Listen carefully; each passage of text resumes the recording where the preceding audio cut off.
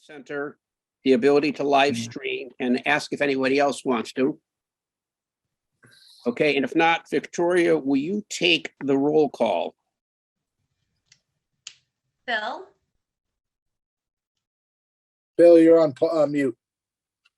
Here. so John Kerry's not here. Jim, I think you should call his name and just so we announce it. But I'm here. Lauren, Here. Renee, Here. Mike, Here. George Hertz, Here. Angela, Here. Caitlin, Here. George Laham, Here.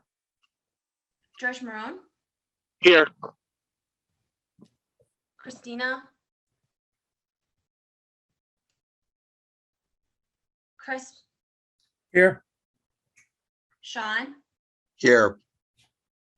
and Alex isn't here. Okay, do we get everybody? All right, let's, I do this out of order, but let's stand and do the pledge of allegiance to the flag. Chris, I know you have your flag, so I pledge allegiance to the flag Of the United States of America and to the republic for which it stands, one nation, nation, under God, indivisible, with liberty and justice for all. Thank you. So I guess let me read this. Pursuant to Chapter 20 of the Acts of 2021, on June 16, 2022, Governor Baker signed into law an act extending certain COVID-19 measures adopted during the state of emergency. This act includes an extension until March 31st, 2023 of the remote meeting provisions of his March 12, 2020 executive order. This meeting will be conducted via remote means in accordance with this authorization. So I don't know if anybody of you saw, but I believe the president is going to basically declare that the COVID emergency is over. I think it was in May. So my guess is a lot of this Zoom participation, frankly, will probably slightly unwind. It is my hope that we can definitely do the public hearings in person. We've talked about in the past and especially doing our meetings when we vote. The meeting on the 14th is on Zoom, but afterwards, unless I hear otherwise, we will look at the health situation, in terms of town. But I think the intent is for our public hearings to have public hearings. And then people are clearly welcome to wear a mask, to make you feel as comfortable as we can during those meetings. Let me do my update. I want to talk to you about a couple of things. One, I watched the select board meeting tonight, and there are no changes right now in the warrant articles. And they have also not deleted any warrant articles, but they did discuss they will, when they're coming in on the 14th to present the budget to us, they will be talking about the warrant articles. So the 14th, not only will we be receiving the municipal budget, but we will be getting the school's budget at the same time. So probably the most important thing I want to do tonight is to give you a little bit of some facts and observations about the FY24 budget. Because this year, I actually think the work of our subcommittees is going to be very, very important to review and assure town residents that both the municipal and school budgets have met the stated goal of sustaining services through a balanced budget in a very, very challenging fiscal year. And I think both the schools and the town are very much attempting to meet that standard. To share with you some observations in my participation on the Budget Steering Committee, I really feel that the municipal and school administrators have worked really diligently to prepare budgets that are balanced. I'm sure, as you all know, some of the challenges included very heavy inflationary costs, energy being an example, and programming costs, clearly as exemplified by Chapter 766 increases in programmatic and transportation costs. The other thing to note is that as of this point in time, the contracts for the teachers and the firefighters have not been finalized, but appropriate numbers have been included based on some, sound financial assumptions. And finally, at this point in time, the school committee has not yet voted its budget. The superintendent and staff have recommended a budget to the school committee, and I certainly, and they will vote on that prior to our February 14th meeting. And let me just share with you some highlights of the FY24 budget as it currently stands in front of the town. And at the select board's meeting tonight, there were no changes to it on the operating side. The total budget is proposed at about 115.6 million. It's a 6.1 increase over FY24. Municipal is 4.2%, schools 4.5%, fixed costs 5.2%, health insurance and including pensions. Now there's some estimates in there, especially for healthcare costs. We also don't have the final state aid figures. Debt service is an increase of 32.5%, and that primarily is due to the 1.8 million due to the first full funding of the debt service related to the Hanlon School. So that was really to be an expected increase. I would encourage you, if you get a chance, look at the January 24th presentation that Stephanie McManus made to our Director of Finance, made to the Select Board. It's online. It's under her Finance Department. You can look at the slides. It's a pretty good overview, I think, what they're going to be submitting. And finally, since our capital budget subcommittee will be meeting with the town administrator and department heads, including the school administrators on February 7th, and hopefully they will review and develop recommendations on the entire capital budget, including the municipal capital improvements of 1.3 million, school improvements of 1.5 million, and borrowing articles of about 3.9 million. I hope that by the capital group chaired by Chris Parita, and I think Lauren and Jim are on that, if they can get through the capital budget and develop their recommendations, that will let us focus on the operating budgets with our other subcommittees. We have 2 municipal committees, and we obviously have the school committee. So that's pretty much the update on the budget. I've watched this town deal with budgets over, a lot of years. To me, this is going to be one of the most challenging budgets. And I'm going to rely on the subcommittees to come back and tell us that they think that, the budgets are sustainable, they're balanced, and let us know what recommendations we can make to the town. So that's my update. And I guess at that point in time, I will open it up to any questions that people may have before I turn to Chris. George Lehan, I saw you had a hand up. Yeah, you said that the municipal budget had an increase of 4.2% overall, and you said that the school budget had an increase of 6.2. No, 4.5. The 6.2 was on the capital. Was on the debt service. I'm sorry, 6.2 for debt services, and you said what for the school? 4.5. But did I get the municipal right? Yes. Now, on the school, if you've watched the school committee meetings, originally they came in at 5.5%, and they've made their effort to bring it down to a balanced budget. So they're coming in at 4.5%, or that's their recommendation to the school committee. Right. But how does that affect the negotiations? The teachers have basically walked away. We can't, first of all, the contract negotiations are something we really can't get into because they are under negotiations. All I can tell you is, I think both on the school side and on the municipal side, they built some reasonable assumptions into the budget. Okay. So in other words, they made some assumptions about what the needs will be, but those contracts are not resolved.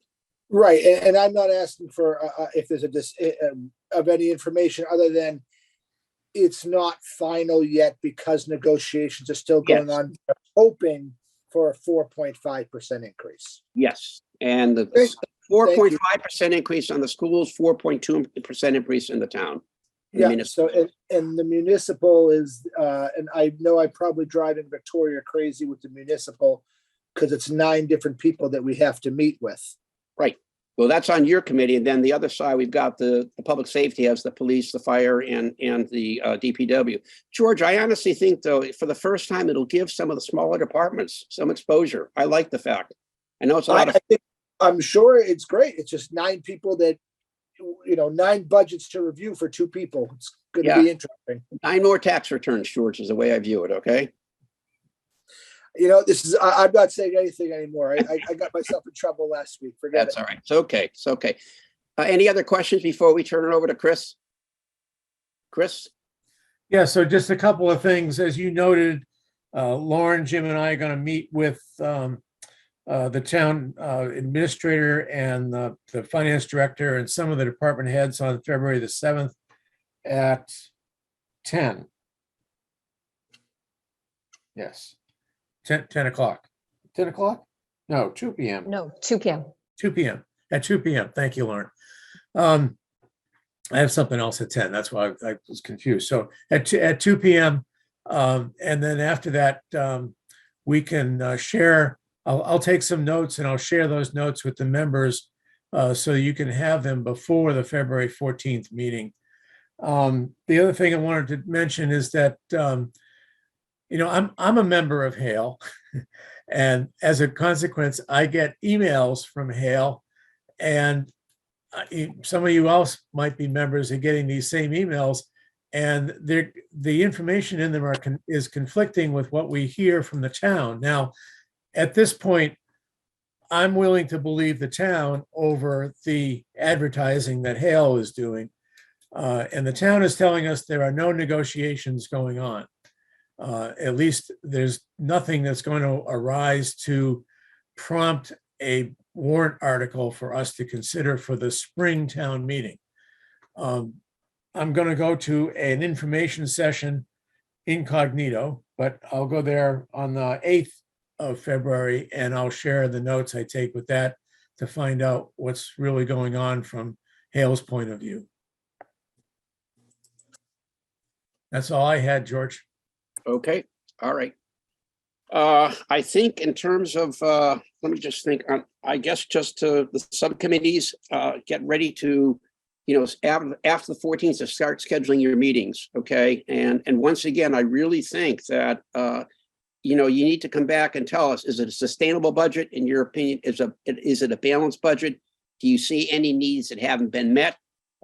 Because it is going to be a very, very tight fiscal year. So I think our report to the town this year is extremely important. Although I also want to say I'm very impressed with the work that the municipal and the schools have done in putting their budgets together. It clearly has been a challenge. With that, is any other business that anybody else wants to discuss under old business? Any items? I see Jim Ferrara. Did you get an opinion from Pat Ahern about whether we can vote on minutes if we Yes, Jim. reviewed? Yes, Jim, we did. And basically he said it's up to the chairman. Okay. Chris, will you summarize what it said? Basically what it said, if you want, explain that.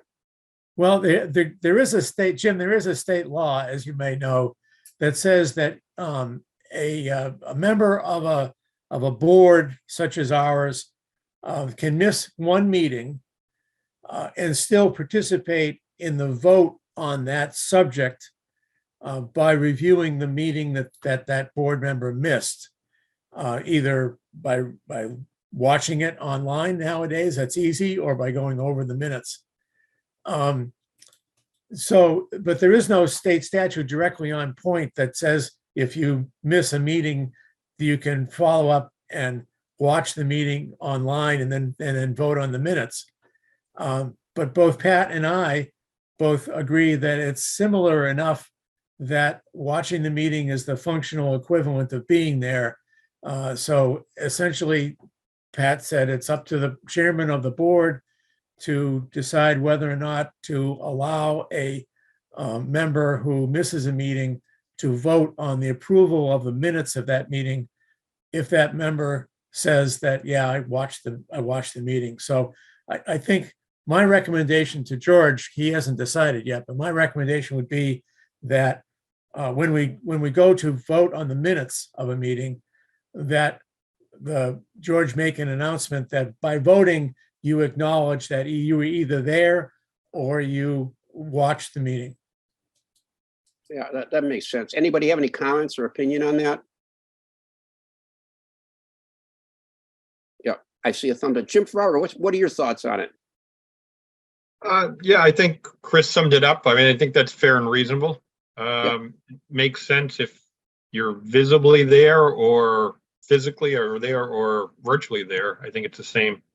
Yeah, I tend to agree. My guidance would be, especially if, look, if it's a one-time miss and you can't attend a meeting, and there's a reasonable reason for not being there, I'm totally comfortable with that myself, especially in this, especially in the world of how much information is available to us online. Yeah, I'm looking at this from the point of the minute. So you may have a different approach if there's in-depth discussion, Right. On a particular item. Yeah. Chris, what did he say anything on that, on a particular item besides if it was a discussion on an item? Well, for our purposes, when we get to the public hearing portion of our work, it's especially important for everyone to be there. Right. But the statute does allow that if somebody can't be there for a meeting, you can still vote on the Finance Commission's recommendation for that warrant article if you watch the meeting you missed from the Westwood Media Center. So that the statute doesn't address that, is that what you're saying? It does address that. And it says that you can't? So you can miss one meeting and still vote on the action that the board takes Okay. on that particular issue. All right, I'm fairly comfortable with that myself, so. So Yes, what we usually do is we have our public hearings, and then at a later meeting, we vote. Yeah. So if you can, what that means to me is that you could miss the public hearing meeting. I wouldn't recommend it. I encourage everyone to be at each of these public hearing meetings. But then if you watch the meeting, then you could still participate in the vote. Okay. Anybody have comments on that? I see we have a hand up. Bill Bruce. Yeah, it's been up for a while. It's not on this topic, on something else. So Okay, we you can, finish this off and then. yeah, we're done with this. Go, you're something else. Yeah, I just want to talk about the timeline of things, especially for new people on, right? Because you talked about in 2 weeks, we can start scheduling our individual meetings, like with our different committees. So maybe just walk through the timeline of when we're presenting, when stuff's going to be due, because we have meetings every 2 weeks from now until the end of March, I think, or early April. I think, assuming that we have all the budgets, I don't have the schedule in front of me. Chris Parada, do you by any chance? So, Yeah, So we have we the but 14th. I would say by the March 14th meeting, we need the subcommittee's recommendations. so between February 14th and March 14th, because you need to get that done. Because There's 14th. there's also a meeting scheduled for the 7th of February. Do we actually have that as well? 7th, we have one on the 7th? No, not a whole committee meeting. The No, 7th that- is, the the 7th 7th the is when I'm capital meeting vote. with the town. George Land, it's Chris Parada and his capital subcommittee meeting with the town. It's not a FinCom meeting. Oh, okay, not good, but okay. All right. Bill, did you still have a question? I want to make sure we answered yours. No, sorry. All Forgot right. about the hand. Well, the good news is you do this, you handled the school committee last year, so you got it again this year. So that's going to be that'll be a good one. So All right. the more important thing, Bill, is that after that March 14th meeting, we should start thinking about how we're going to write up our recommendations that, or our reports that go into the town meeting book. Yeah. What we can do is, I think maybe at the 14th, at the end of the meeting, maybe Chris, if you would help us with this put together, let's go with schedule in terms of when we think things have to be finished. We'll go over and do that at the February 14th meeting, okay? Yeah, okay. All right.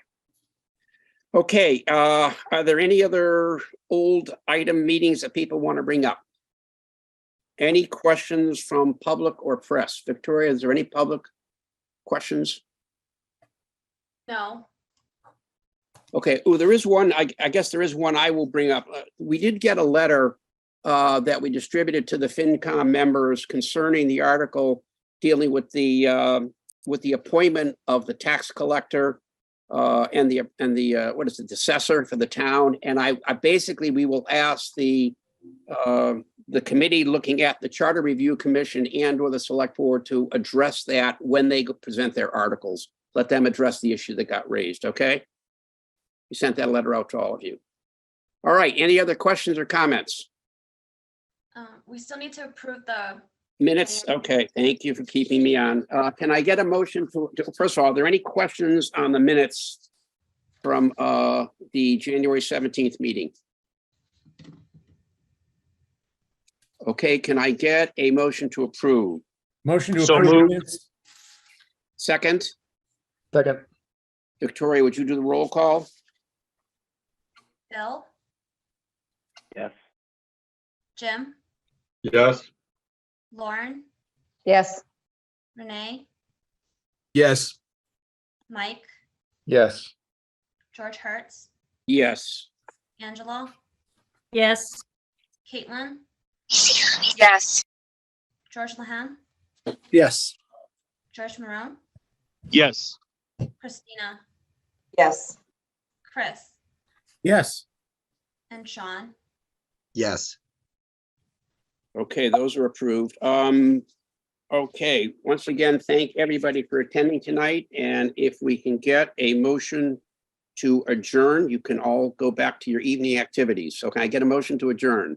Motion to adjourn. Second? Second. Second. George, which Yes. budget is the flowers that you're sending to everybody coming out of?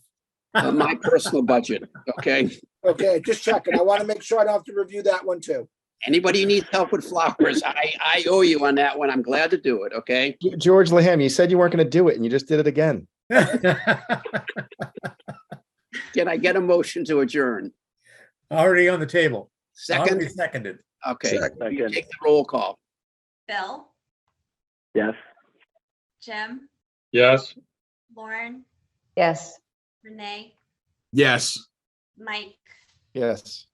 George Hertz, Yes. Angela, Yes. Caitlin, Yes. George Lahan, Yes. George Marone, Yes. Christina, Yes. Chris, Yes. and Sean. Yes. Okay, once again, thank you all. Have a very nice evening, folks. See you on the 14th. Okay, good night. Bye, all. Thank you. Have a good night.